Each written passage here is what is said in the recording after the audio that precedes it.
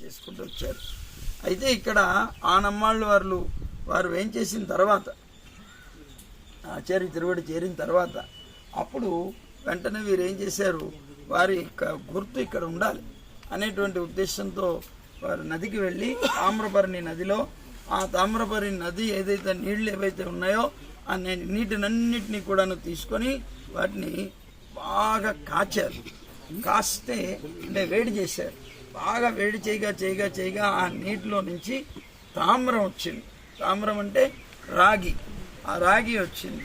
ఆ రాగిని తీసుకొని దాంతో ఇప్పుడు ఉన్నటువంటి నమ్మాళ్ళు వారు మూర్తి ఉన్నారే వారిని తయారు చేయించి అంటే మధురకవి ఆళ్వారు తయారు చేయించినటువంటి మూర్తి అన్నమాట.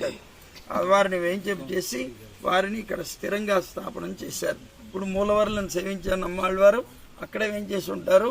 కాకపోతే ఇవాళ వర్ష అభిషేకం అన్నారు. అంటే సంవత్సరం, వర్షం అంటే సంవత్సరంలో జరిగే ఒక రోజు అభిషేకం. అందుకని వారందరూ ఒక చోటనే దర్శనం చేసుకోగలిగాం మనం. అలా అన్నమాట. ఆ మూర్తి ఇక్కడ అలా వచ్చారు.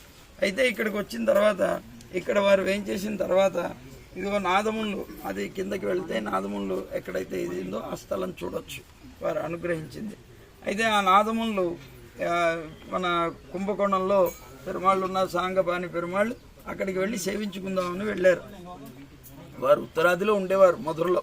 ఆ బృందావనంలో ఉన్నటువంటి వారు రంగనాథుడి యొక్క ఆజ్ఞ చేత ఇటు వచ్చేసారు.